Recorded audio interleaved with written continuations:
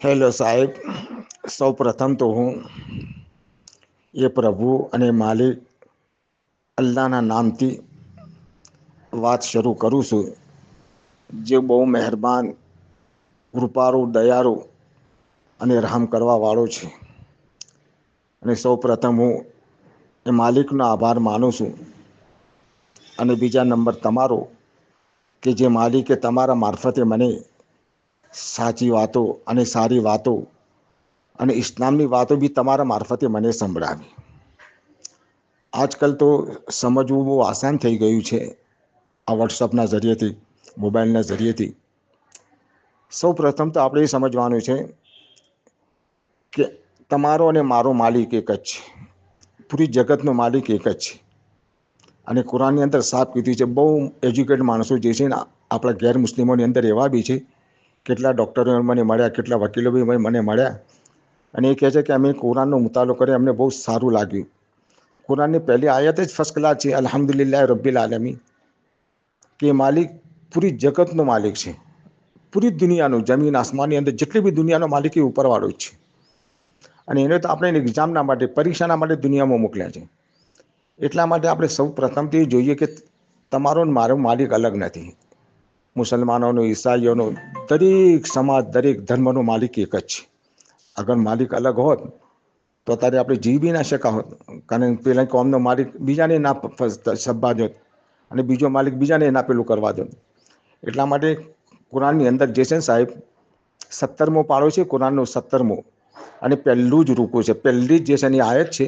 એના અંદર ઉપરવાળો ફરમાવે છે કુરાનની આયતની અંદર, લવ કાન ફીહિમા આલિહતુન ઇલ્લલ્લાહુ લફસદતા, કે આ જગતની અંદર અગર બે રબ હોત, બે અલ્લાહ હોત, બે ખુદા હોત, તો આ જગત રમણ ભમણ થઈ જાત. કેમ કે પેલો બીજો એમ કહેવા માગે મારે આને જીવાડો છે, બીજું કે મારે નથી જીવાડવું. આ આયતથી આપણે બધાની ઇબરત પકડવાની. બહુ સારી વાત કીધી છે, 17મા પાણાની અંદર પહેલું રૂકુની અંદર છે. એટલે સાહેબ બધું એક જ છે. ફરક પડી ગયો છે કે લોકોએ જે છે સમજમાં, આજ આપણે જોઈએ છે આપણા ઘરની અંદર કેટલો ફરક પડી ગયો. એક જ ઘરમાં રહીએ છીએ, બધા સાથે રહીએ છીએ, પણ બધાનો મિજાજ, બધાનો દિમાગ અલગ અલગ હોય છે. એવી રીતે થઈ છે આ જગતની અંદર, કે તમે સ્ટાર્ટિંગની અંદર, ફર્સ્ટની અંદર જે છે ને, જેને તમે શંકર ભગવાન કહો છો, અને અમે આદમ અલી સલામ કહે છે, તમે મા પાર્વતી કહો છો, જેને અમે મા હવા કહીએ છીએ. જો આ બંને એક છે. હવે ત્યાંથી બધું હેડ્યું આવ્યું છે. તમારું જો આપણે કાયદેસરનું જે છે ને, કેટલા માણસો આના જરીએથી, કેટલા જે છે ને એમને સહી વાત સમજમાં આવે ને સીધા રસ્તા ઉપર આવી ગયા, અને એમને ઇસ્લામ અપનાવ્યું. કે આદમ અલી સલામ જે છે ને, જેને તમે શંકર ભગવાન છો, એમનાથી બધું હેડે. શીશ અલી સલામ, શીશ મહારાજ તમે કહો છો, એ બધા આદમ અલી સલામને ઓર્ડર, એ બધા નબીઓ જ હતા, મેસેન્જરો જ હતા, ખુદાના તરફથી આપણા સુધી જે છે ને સાચી વાતો લઈને આવે. પણ શું છે, કરતા કરતા કરતા બદલાતા બદલાતા આજ બદલે. અને આજે તો ધર્મને સમજવું બહુ સારું છે.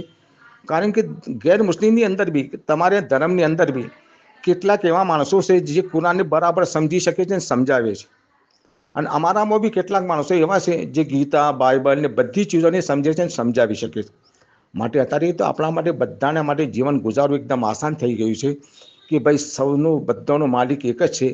પણ લોકો પોતાની દુકાન ચલાવવા માટે પબ્લિકને ગુમરાહ કરે છે અને આપણને ભટકાવે છે. તો આજ હિન્દુસ્તાનની અંદર આપણા દેશ જેવો કોઈ દેશ હોય, કોઈ દેશ નહીં હતો આપણા જેવો. અમે તો પરદેશની અંદર જયેલા, હું સફર કરી રહ્યો છું વિદેશના. મને એમ લાગતું હતું કે મારા દેશના જો, અને સૌ પ્રથમ તો આપણા ગુજરાત, ગરવી ગુજરાતને જો, કોઈ ગુજરાતનો આપણા સ્ટેટ ને તો તમે કોઈ બી ના ઘેર રાત્રે જાઓ, કોઈ બી જાઓ, કેવી મહેમાન નવાજી થતી, કેવું બધું કરતા. પણ શું છે, અમુક માણસો જે છે ને એમની દુકાનો ચલાવવા માટે પબ્લિકને ગુમરાહ કરી નાખે છે. માટે સૌ પ્રથમ તો જે છે ને આપણી વાત ઉપરવાળાથી માગવાની છે કે પ્રભુ જે છે ને સૌ પ્રથમ તો અમને બધાને જોડી લે, અમને એક બનાવી નાખે, અને અમે તારા તરીકાના ઉપર આવી જઈએ. અને તું અમારો ખાલિક ને માલિક છે, જે મકસદ માટે તું અમને પેદા કરે છે, એ પ્રભુ તું જ અમારું કફીલ અને વકીલ બની જા, તું જ અમારું મદદગાર બની જા, અને અમારા બધાને જોડી દે. અને આપણે આપણા દેશના માટે બી દુઆ કરીએ કે અલ્લાહ પાક આપણા દેશને બચાવે. આપણા જેવો દેશ કયો નથી. આ દેશની બી આપણે હિફાજત કરી, અને આપણે બધાની હિફાજત કરી. ચલો હું રજા લઉં છું, અને આપણે બધા પ્રાર્થના કરીએ કે આપણને ઉપરવાળો જે છે ને સીધો રસ્તો બતાડે. આમીન. અને આપણે બધાને કબૂલ કરે. આમીન. ઓકે, ચલો આવજો. તને મારા માટે બી દુઆમાં યાદ રાખતા રહેજો. પ્રભુ આપણે બધાને ખુશ રાખે. Okay, by.